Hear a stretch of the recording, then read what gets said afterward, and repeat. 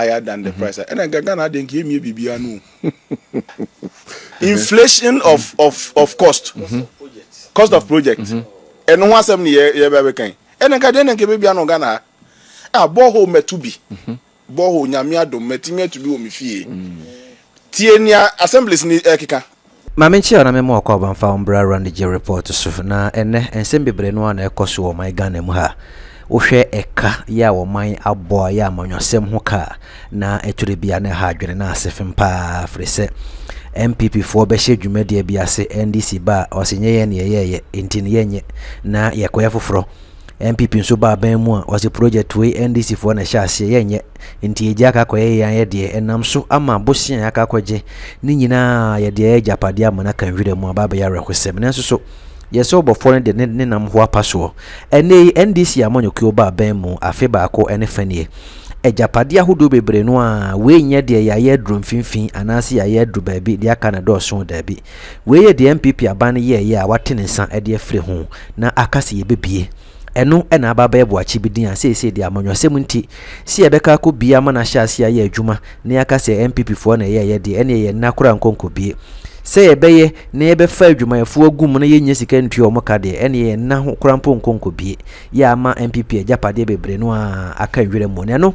ena bese na otwe ko na otwe mienu so ne amofo ye omo wo weja omdo to abonten se NPP ye ejapade bi di ma wo mu na omo hwe ne mu senka ye be bia no ne de to abaye NDC ba ye nti NDC ba ye nso afe ba ko ne ye kire ne nwura ena efu hu nti NDC hwe no mu nko bia wonom kire se ebo na ye de si ye no aboro so sika na aboro so nti wonom enkonko bie ene ho pempena de ne ho sem bebre no a nana nim difo bia tena se a kire mu se mu NDC amonyokuo boho keke ni ankora ede be 15,000 cities 20,000 etimi ye boho ene ho ne yema nyina no mo ankasa mu NDC fo na munipa babonten aba be kire mu se sika mudi tu boho Ghana 40 ya hwe de ma be di mochi emoma be kire mu se senka eka sika aboro so ya di si obi anim se abanya de ya ebi boro so because Ghana ha no corruption ne de wa ha what I said that one city or the beji 15 or the beji 150 pesos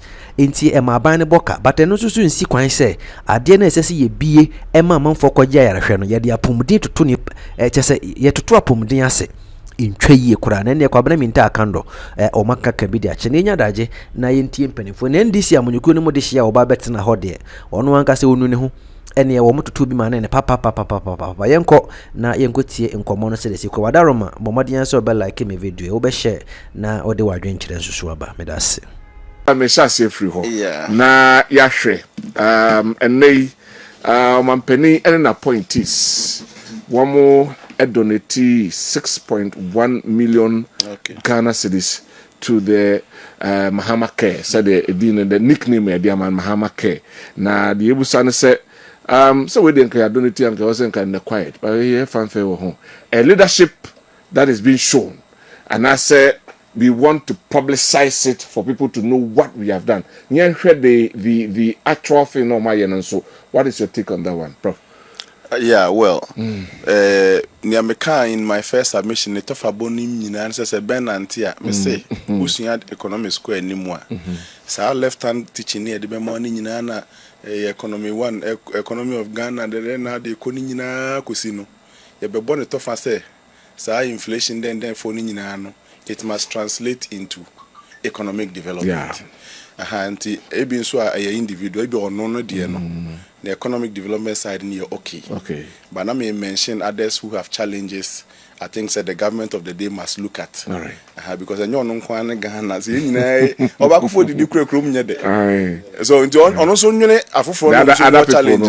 that's all I said. Right. As for say a professor can say this only when an elephant or an umbrella is on his head. I'm surprised. Anyway. But then the infant change. Now President need team no new 6.1 million.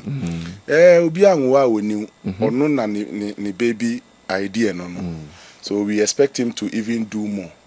But then and so say do baby. I think was Cathedral no as a Bibisa. They placed a short code and now Bibisa for people who wanted to donate willingly to contribute. Meaning so almost seed fund every national health insurance for neighbor. But this 6.1 million, I know, will also go a long way to support the healthcare project. No, Mahama Care na yeka wasem. So pese onya obia buying na se nye manwosem ne de be ya. Ka things nka obetimi aye obetimi extending it to beyond unknown appointees. Na se corporate Ghana ni obia so pese donate kakra to health your health. Anope na the conversation be na ekoso university teachers platform ni so na my position was that health minister so obone chem so kakra. Kakra because of our wage at children's hospital asemia ebe. If the reason why MBA hospital now because ecotonia maybe are 3 times higher than the price. 11 times. 11 times, 3 to 11 times higher than the price. And I Ghana didn't give me BBA. Inflation of cost. Cost of project. And one 7 year baby kind. And I didn't give BBA Ghana. Borehole metubi. Borehole nyamia do metimia to be omifie. Tienia assemblies ni ekika. 1.2 billion. And run obi kita microphone wo sunyaya bonten so say. Yeah, trust me. Oh, me reference here, Papa. We are not talking about Borehole. We are not the best way. We are not talking about something. Yeah. Bacho. Prof, you have the floor. Prof, you have the floor. No, now make can say. Now my general statement I mean making is say can inflation or bloating of project somewhere my projects be on man came here no. Right. And na me de adi my evidence source I make can here opani bi or Sunyani municipal assembly or municipal assembly members or ka omo ho a ono no personal wafa one man supporters and so on na NDC ni or feel say some of the projects going on over there are inflated. Okita microphone social media no so madam say no. So no a oti Sunyani ho ne omuti ho project chrono no say project we inflated. No already were out say regional minister no mo hwehwe mu ni sa de manema. It stands to, and I've heard some of the prices. 180,000, 120,000, 150,000 for borehole. Matibi. Say no crash, nyana make us no kwase de watie no. Prof, yanko ja me asem na de yanko. Kwame, wadoro me sitting na Matibi. Enti what I'm saying is that seka bloating of a Ghana one name say Ghana one name say kwabna si school dying 6 unit classroom blocker. Nessa buying so see sack a bia. I buy the ntimi be times 5 times 6 times 7 e ka kwabna bebo. One name sade. Oh, and me what I think is on the Mahama Care ahibia appointees in betimi nya dia ba no ye ni beso not to talk about a huge amount like 6.1 million. Very good thing. If you present Mahama Nankasa ho ne ba ya, it is worth it. Now we be say so ye ni secretary so ye de kire. Nienti so ye de kire ne say ebia he is calling on others to come and support. Okay. But me so me who say ebia short code na bibi sa ba. Ye de be support that project. Remember mom me fire health and kind the issues we used to do politics ne ho. Enti na me can be was our children's hospital in some who teachers platform so me teachers for the BTR. I took a position on the platform and I stand by it say look at Agboja. Sabi Agboja over 50% of the projects are all including the Huaba Assembly BIS source and then they are NPP started projects. And so road is an important thing in name or so I commend Agboja on any day. And just say road projects no e bia ye clean contractor we near sembia ka woni nyina ho.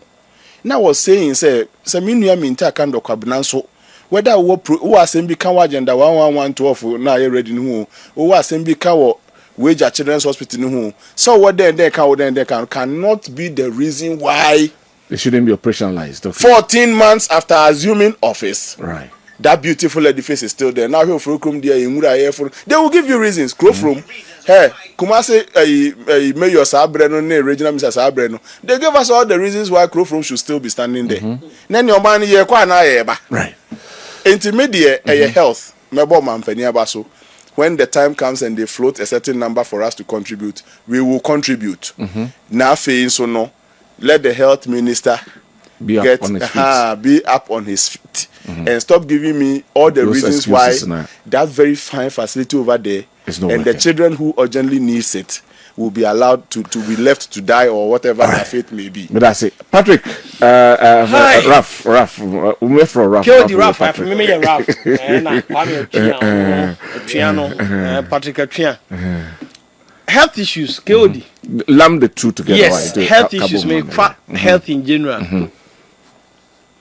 A very important issue. I think I agree with Professor Sapon, Smart Sapon, on the issue of the health issue. Health, the KOD.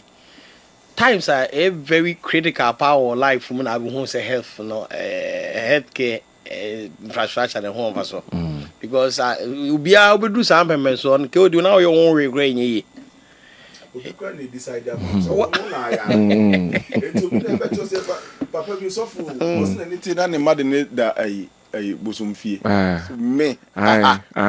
so at that point, you have no only math.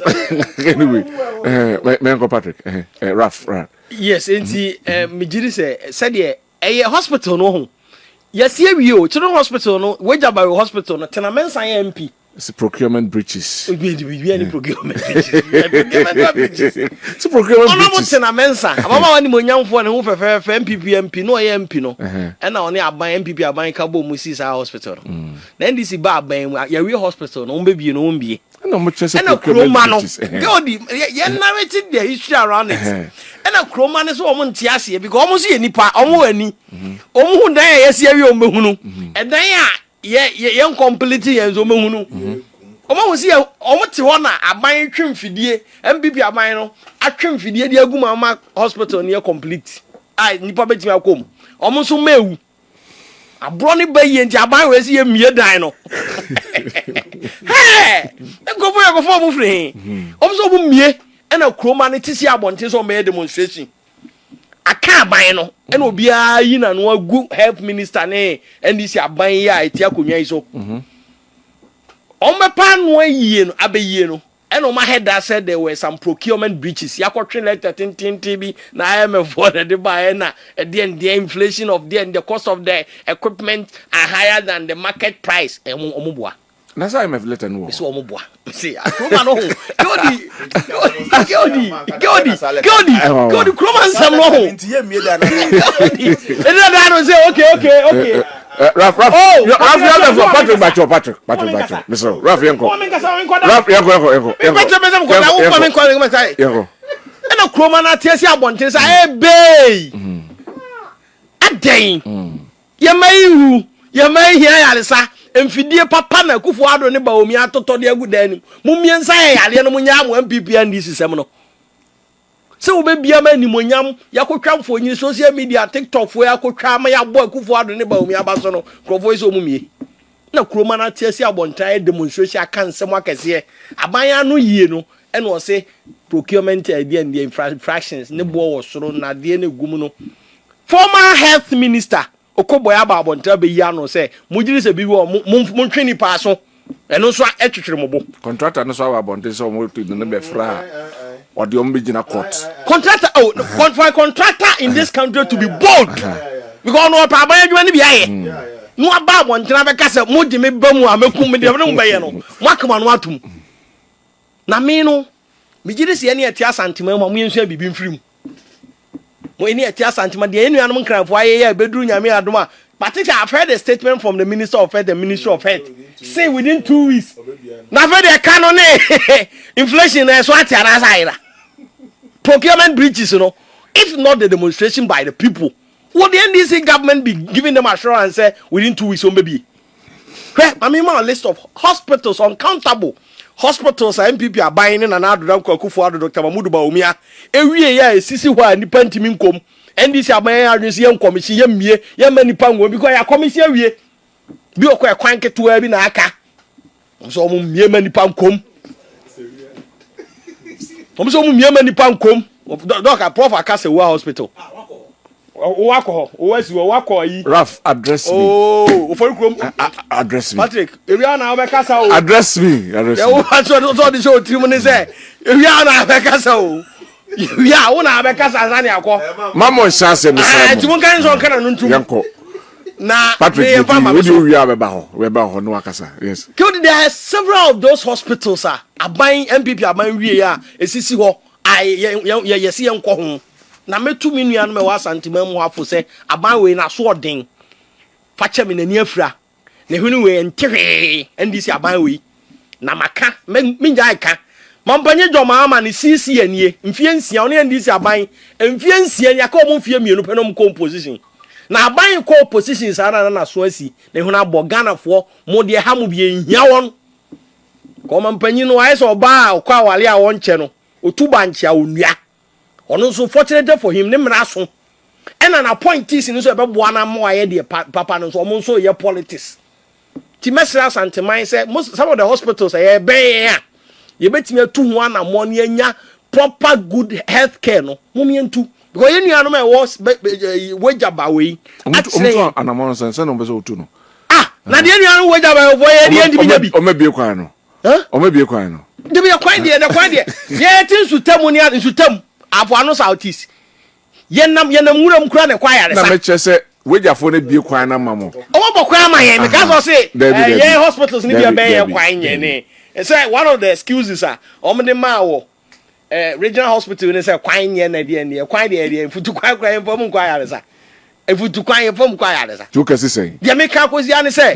asanteman mo me ani na ho because NDC aban no some of the hospitals are completed commission amfidie wom na nipa betima akoma akogye yare sa no say ye ne entu anamoni am for your destiny ni antwe wom da awere ya ante ansi abonten ya ante ntasukoko anwo nso some of the projects are even in Asante region in other parts of this country this NDC government will not Patrick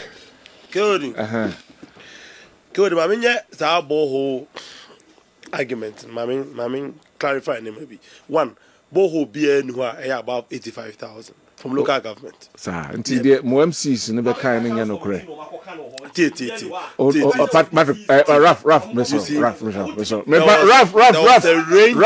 Rough, and to how much and then maybe panty or who know. You see, there was a range. A range from 70,000 to 85,000. So I'm asking, say, dear. Friends, is it my pathway? Asokwa ene omobeki kaenu yo omo no mo yamsi no mbe cancel no we shouldn't take them serious. Ensu ayetu they you two ofie e different from commercial. Se okwajo contract na omo ye specifics. E kire location kura e kire o se kotu.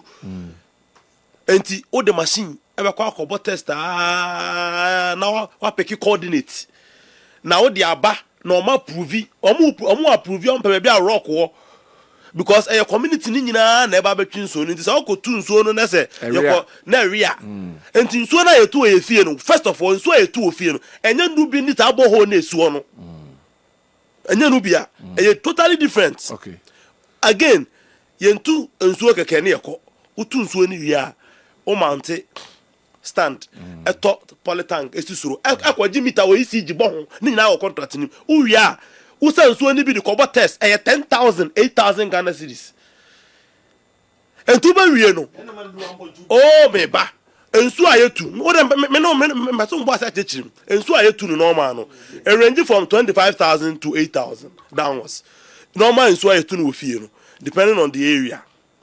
Commercial ones na ayetu no sa utu commercial one 35,000 to 30,000 enso na ayetu commercial one na utu for community no ento akwaje contract say usi Borehole stand ka ho tank ka ho enso na utu no kwa 30,000 utu wia o say ba be mount stand na commercial one dey say Borehole ento am ka ne Borehole mi chetem say enso na ayetu no enye fie die ni bia say okokotokuom na okwa kotu nsu asikotokuo mu kuroma makro ni nyina aba be yusu a ene de wutu a ofie difference room e de num so enye pe okay ana abayama contractor or the specifics to ho ye ni saying stage bia wudru a district engineers be inspect blog kra ye DC stand no almost 5 inches o mo accept enti blog na wudi su ni concrete blog say 6 inches throughout uya ya sama specific say tank na esusuro no say 5,000 enti KOD borehole na omo ni magwase you see Raf please Raf Pacho Janman ka so we expose you o say Mister Raf okasa me kasa so nyama ni nyano man kasa Mister Jano man kasa Patrick want me too enipa etie they can relate on betimati se si ayetie sa o say wo to blocks na the amount stand for ensua on to less than 120 on pay 5 inches on pay 6 inches okay Ubefa labor on beto stand na edisi sunu na what to but enso on politan kese na yedi sisuru no uwia obesa aye iron rods wo suru no na wagu concrete etu be wie no me say and I'm not speaking out of blue minimum the America ube wie no 85,000 aye the amount no what making profit away dia is 6,000 7,000 me say enti sa boho 85,000 ya de no enye no ordinary borehole a community borehole a wuto ma kro ni nyina be use eno wa say wo gi agi meter ko isi ja yanko substantive issue no na o ni nyina ka cost no etan so ni bi ko testing so no kwa me atua yanko substantive issue no enti KOD efri na ko yanko ba on say ade rafu yanko raf please enti efri na ko propaganda before the nam krom ana boreholes and na mateche mu okesben mo bia anka biem yanko ewo ho tete yanko now a very quick one on the hospitals hospitals so we see hospital misi ya obuza contractor bi obeka cho nti se ya award contractor this is in government institutions omo award ni nyina momu ya award obi mani sidan ewia ya award man the machines aba school dancing yeah because school that they will see ya unyankunya si ma nkra esuade but hospital there e dan no kra si nya ya say machines ni mfidi a odi begum madam for be see private hospital around tech area ho with my born who is structure na wie machines a odi gum o mo tena se depend ton ho no e twice the cost of structure na osisi ho no entubon sa aban si hospitals bebre area but the dining was a pair, but say baby, I don't know many people na asem because scan machines, bed, and yeah, the idea I would assign it my friend hospital.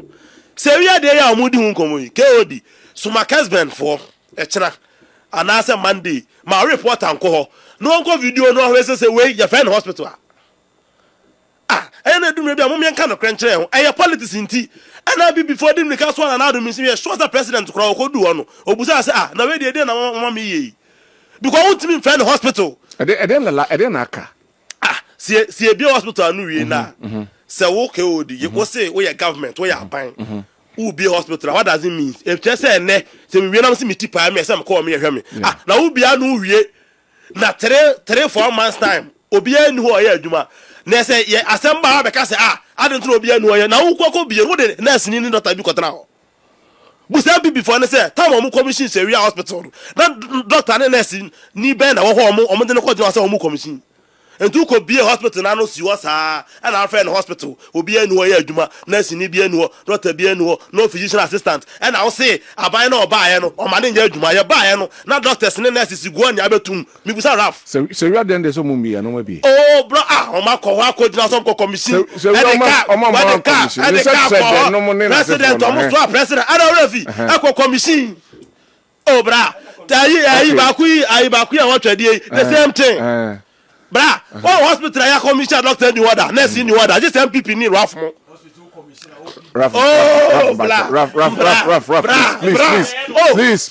Raf, please. Oh, Patrick, who's one commission hospital? I'm Mammy B. Or Aputoja. Or say ya bia no see, hey, as a pitiful fraud there. Yes, so go a show. Your friend no brewer. And no brewer, this is Yali. What brewer? And we don't qua can't tell in chain. I don't say, hey.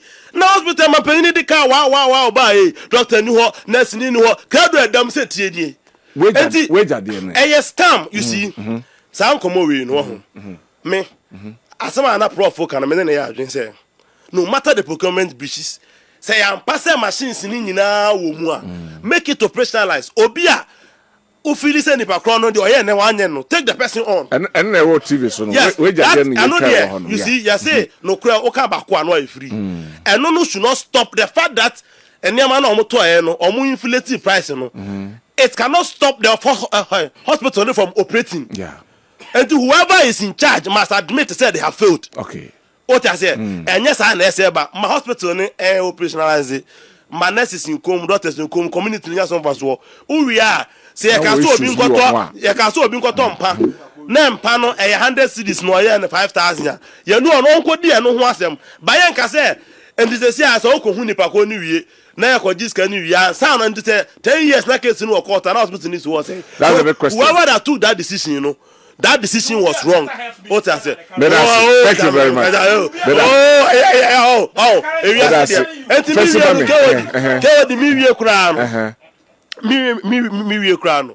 Yes, Ghana for.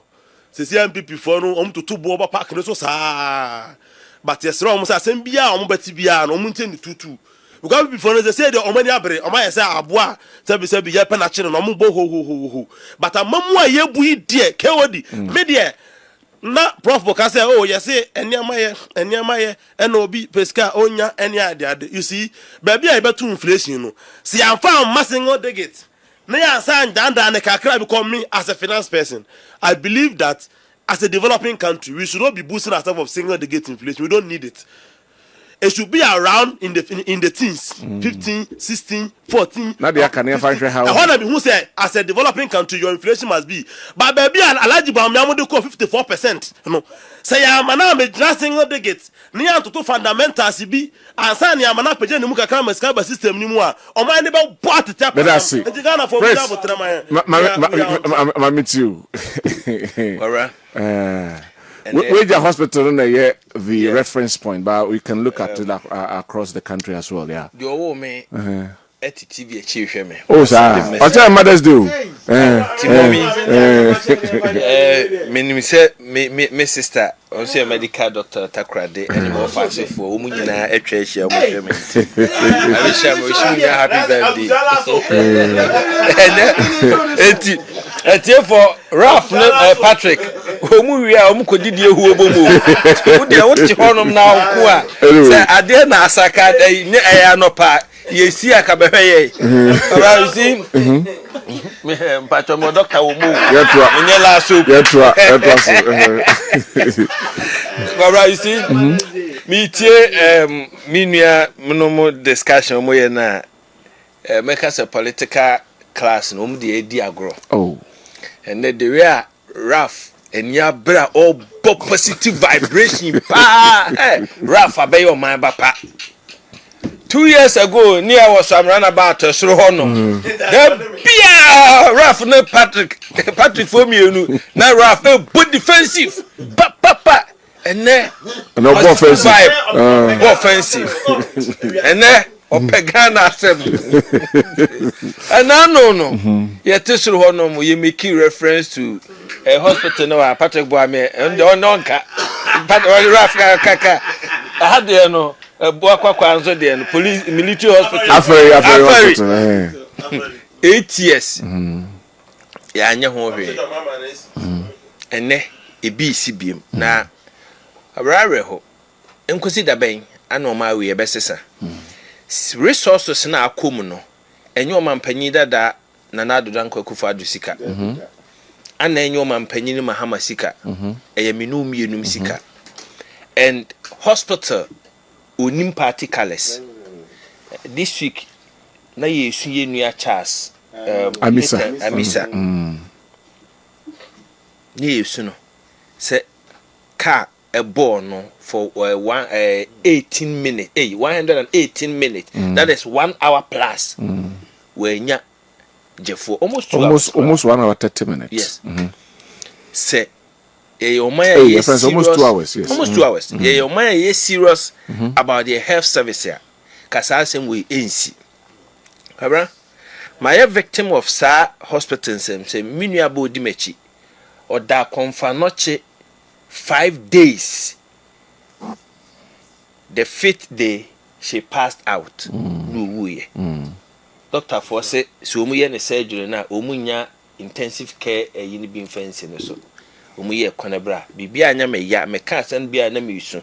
Me kwa one doctor bi no ayi woman scissors no mo de ye surgery no.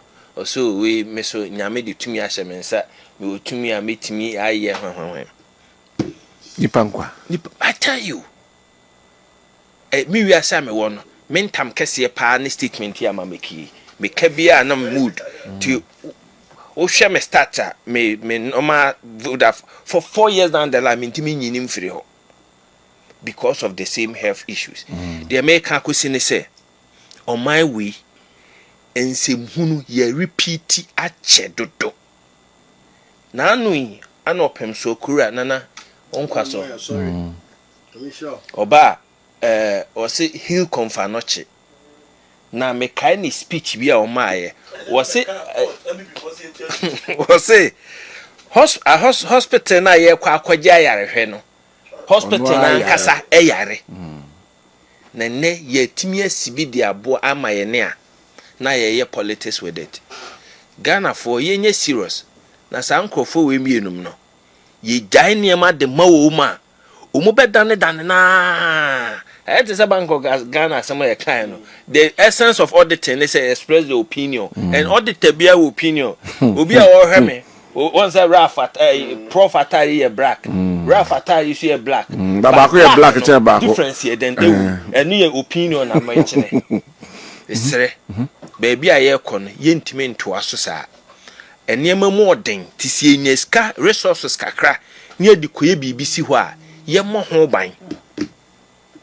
By the end of the day enim party colors kada bia eni party colors ebetimi ato bi nyina esere and eyabosian ne akwaje o so kai Bank of Ghana audit na foreign exchange, that's a repayment of external loans. Ni nyina ye den ewomu. Ye mpo say sika ne akwaje ne ye betua. Because a loan an ye kwaje di tua ye. Enti stasi e di be ye adwuma ne anya mfa so wo so no ye di abro. Da bia me ba ha meka. Se minjin tum se Ghana ye boka ye bobosia e de bro so. Ye how kese ne se ye kobobosia na ye mfa nya adwuma pa. Da bia sapeten.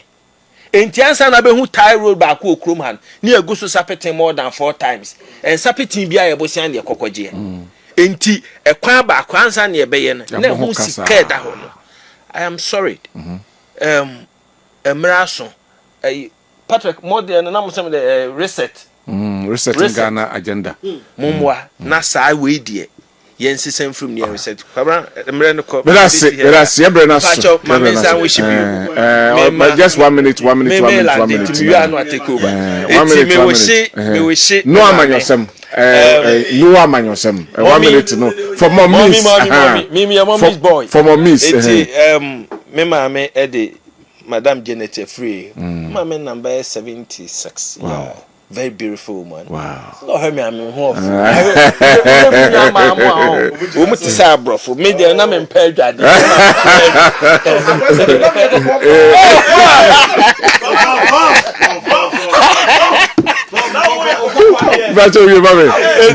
Mommy, young power chira, and Mr. Pat, young power chaya, for a man, I wish him happy, hey, Mother's Day, and to my beautiful wife, Mrs. Barbara Breabo. Hey, my lady, cheers, right. Well, oh, yeah, so, Ministry Kaka, happy Mother's Day, no.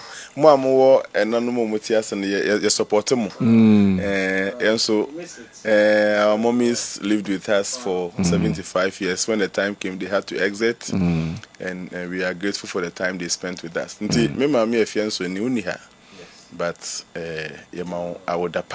All right, Ralph. And China go for a very important day. Me mama e Josephine Foucault and the woman since to tell me, happy Mother's Day. And I'm a Sarah Mensa. Mommy, me from a year, see the from a year, mommy. Mommy, I'm sure I'm in fear of brain. I'm a year so. And I'm a year so 1,000 or so. Or Remit was tea. Me here so me man happy Mother's Day or China kupon. Patrick the on kabi. But you're not control program no. You're not control program. Na enye ni pa na wo me. But you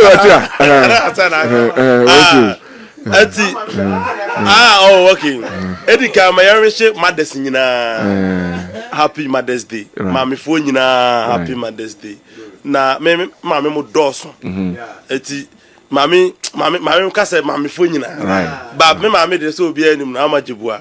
Ha, me mami ba ko so wo boase pa afia. Afia bia obi a yentumi happy Mother's Day.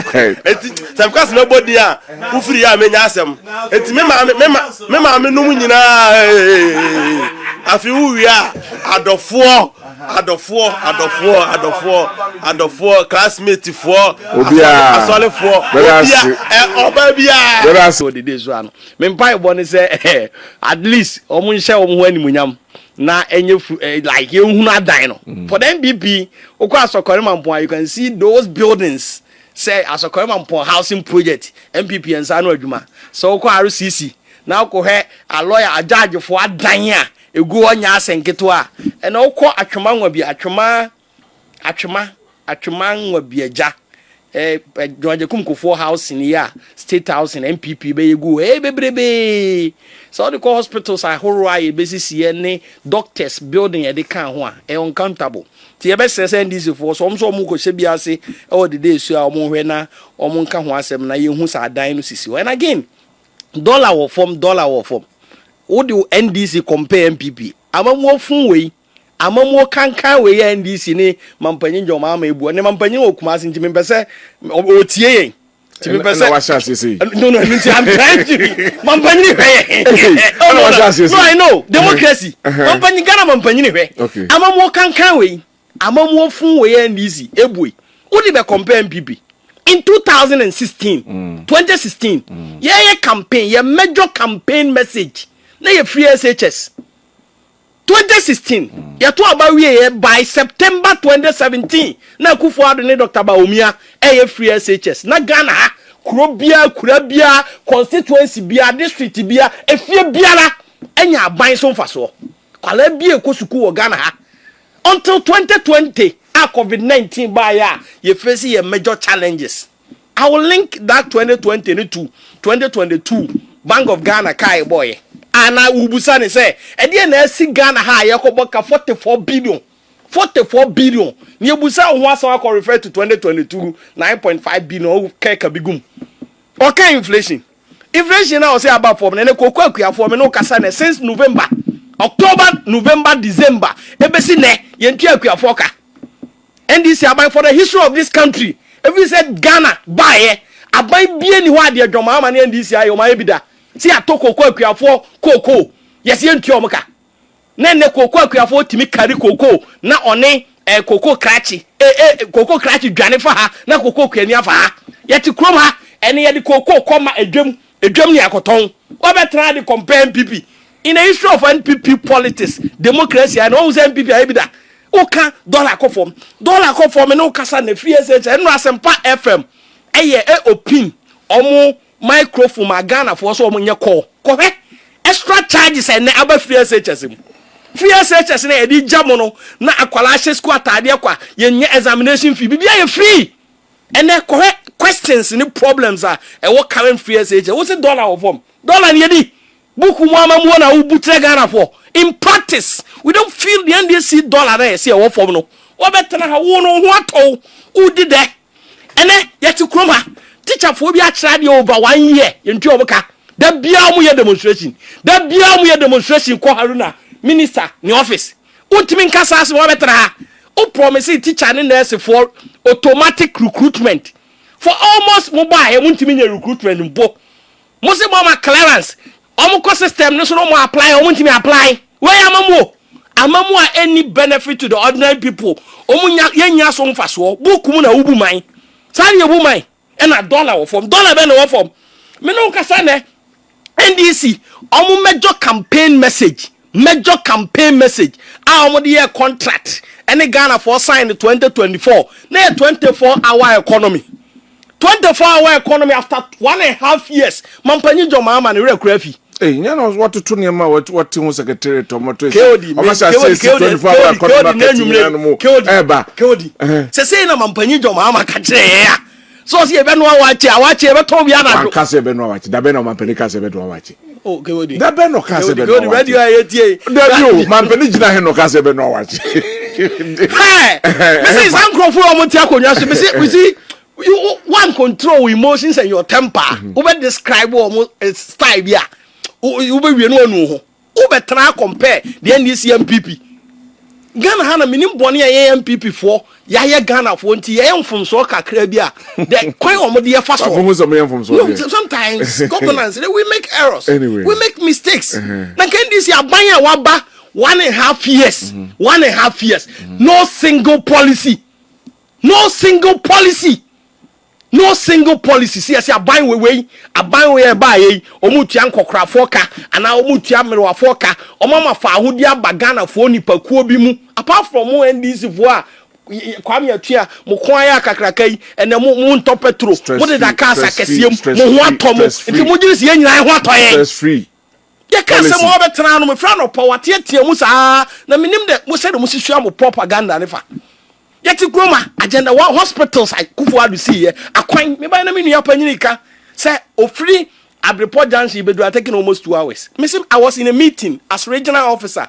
I was in a meeting mampanyini extras as anti-my kwan be for so be internal rules and san yakoye so am interchange. Assuming say kwan egu Prempe College akosi achire ho no mo abesi anya sa kwan ni nyina ngugu su ko tare anke ye so am interchange nke de ne be ye. De na nke be ye. Kwan ketwa ye de ja mo mfie mienu ye muntimi tu ho anamo ene obi firi Accra to Kumasi it take 11 hours ene bi no fa kaso an yakopie mankesim kaso to Accra ade enko na NDC aya mo sam ho samra na ene wa betra ma wudwo no den aseme na aba indicators are showing green indicators be indicators no so green indicators no kwa atebubu amanten ena anu atebubu amanten MP ene ti NDC MP Sanja Nanja ena ti TV so no osu o se na kuafo no ntimi nkọ na kurase ena kuafo do aburo goguram ye ntimi nto ena kuafo do aburo sa inflation na yesi ye wo form no inflation na ntimi reflecting any nothing indicators by ubu man obukum ubu man NDC aban bu ubu man obukum ena o man ho kire wo mo ye da dum so maka kire na no pese ne kroma mu gu awale NDC dum so we gu awale e na moye die pa no NDC ye no krom ha enwanwa a wo de compare Baumia as vice president or the nim die digitalization mobile money interoperability wo de compare Baumia why oden chale mo ntimi mu man na mo compare ba bi ntram anwene ho oni abre o kasi sen ke wo de die sie de me kasi ni se so tie nim die nche mu a prince wo ye one of the expert wo bank kese a wo da no a eni aduma pa wo ye ninchire mu anwumire ode ma yin keni se menuan kwade ya amanyosem yeti Ghana ha ye Bank of Ghana yesi kase management of the economy inflation die ni nyina ahye ne nsa no ona abebu akonta se waboka almost 44 billion or say 15.6 ono ne de obeka na asase nko no say 9.5 na osase nko awa anka ne ye 15 point something and a minority ne sis there bi woboa busa achire ye kabo almost 44 billion operation ne nyema nyina aka ho wabo kai kade wabo enam se yentimi imagine free wo ntine mra no nkire yenza na be kire ba so wabo kai nyahwe sa sikaru ni de betima ye school for classrooms as can betimi asie ke odi woni mabunu a epe nnwuma okrom a sa 44 billion no betimi afa omunnwuma woni makwan horo a 44 billion no betimi asie na person pa bi ka kire Ghana for na yente wase a o se NPP boka NPP boka 2022 enu nti ne pam ye no NPP boka 2023 enu nti na Ghana for to abetie ya iti aye no ti mo pa sempa bi aka kire ya o mo pa sempa bi nka kire na NDC ya bre me da say prof kapone mame right enti no media nka Bank of Ghana body for me yem penisa de but nka nyanwanwa because sabe omunumu ho a omunumu ye last resort mini enko yie bia no mu na eso mu intervene in their intervention ye hwehwe so mbe intervene to the extent say omu moka because omu so they are guided by principles and and guidelines. Impose can ever put to the country on its feet. Now you move on. They shouldn't. It's because UTS person the omo can say though maboka there, but I mean stability in a way. Yes. Okay, bon komo way because 2022, 2023 there no. A campaign message ma NDC for. Okay. To the extent that they were calling for the head of the Bank of Ghana boss Sabren. So they say. And so Bank of Ghana no so na adwene say on tena honhwe ma o man ni nyina ento form say team ti o intervene. And e dey aye kan intervention kro ya na ye ka. Yeah. And it is true say that inflation was 23 through their actions and adino a pulling at about 3.4 or so %. Until umaye bibi Ghana for any exchange rate inflation ama ene sane money nyina wo form enti wa bo ho ka emra na inflation was 53% at the same peso obo ka de ba 23%. Do you get it? Enti omu nyina ye bibia e your mind intia from 53 to 23 30 percentage points difference. Or the Borehole is 17 billion Ghana cedi. Obin Swaba from 23 to 3% and also 20 percentage points difference. Or also the neka between and a year can. But I buy come because Emras our first cannibal. Political season ne charge and be share. Na minia atu force and nomine umu no mu lead a finance team no campaign ni no. To be analysis man ko ba say any addition there e kana wa bono obeka kofi aba into be has national security for ko ni fie ni ese ko evidence e ko chino se ko money search all because he was the head of the bank when the bank recorded those losses. Inti me dem imagine say the political bit na ebe mu no e na men na yete ha ye kasa asem we. And if the politicians will accept send this for bejatum so at the same book I they can assemble there, then you must grant the NPP the opportunity. To also speak when Minister Manso Boka. Na say Obako there they won't mean can because you can't compare yourself Momo Munina and Kebi. Na Nina Kakrono. But from where I sit no, Omunina will be the chre. Esiama has something to show. Yes. Dollar ended at 14.7. Now my name in your prince is here. Meanwhile, it went as far as to 16 point something at the point. It was able to pull down to a certain point. From 14.7 to, if I say 11%, and 11 cedis. But I say 11 cedis now. In fact, I say 11 cedis today. I mean, it's the average around 11 cedis today. From 14% to 11, about 3 percentage point difference. From 16 to 16.7 to then, it's also another 3 percentage point here. So the exchange rate effect on the interventions, the Bank of Ghana's intervention in the effect on the exchange rate, you know. As your money had the same for now, BB to show. And they all tell you, say, Nina lead it to Kana, your boy, you know. And so the first one near the politics and in Tienya at the same free hall, you buy entering to national security for Uncle Buni Punani, then, there. And now, men, and also, okay. Nanka Bank of Ghana, the Sebi, about Nahoma, Krama, Mechanical. They would have done everything possible to intervene in an economy that is struggling. Shebra now prices connect. Maybe the boy NPP force boss and Russia, Ukraine, or Yamuna Mudebai. And so Oba want to shewa. Oba was smart to them. Ebia so in Jawa Odechi, and we see new run every demo. Oba ni choki. Yeah. So the intervention was necessary. Okay. 10 billion intervention, say billion intervention, exchange rate ni bar stability ni ade nyina. It was necessary. Ye ko ye minimum na because economy ya yesua or econs ya yesua o school nyina. Very very simple. Se o person o kire se o tibia mu ya. So hu. A new team it must have some relationship with nya ye hu abonten. So tibia mu ye pa Ebiana first na mu didi once a day. Say we fearful busuafo nyina so we na de emu ye. Pe day ni. Nti afie aduane na akoye 2 times a day and 3 times a day and bibi something must show. In the cons we say that the measurement of economic growth must have a direct impact on economic development. Okay. We are not recording equivalent economic development to the economic growth. I think well-laid foundation, according to the president. Me have time. Me I have time because a futuristic dream. Me die so pa say yen kwa ye memu ha. Ankasa economic simple economic theory is a man for the when they say the economy is growing, it has an effect on the development of the people. No, we are not there. Anybody that tells you we are there is lying to you. Okay. Until say who say economy ni ye, inti teacher for demonstration ye we cannot take the left hand side and ignore the right hand side. Okay. How? Okay. Let us not, and I'm not saying this against Atufos and Kwao. No. I am saying that without economic growth and we ignore economic development. Economists the paper and those things don't have any effect. They don't affect. Nanja.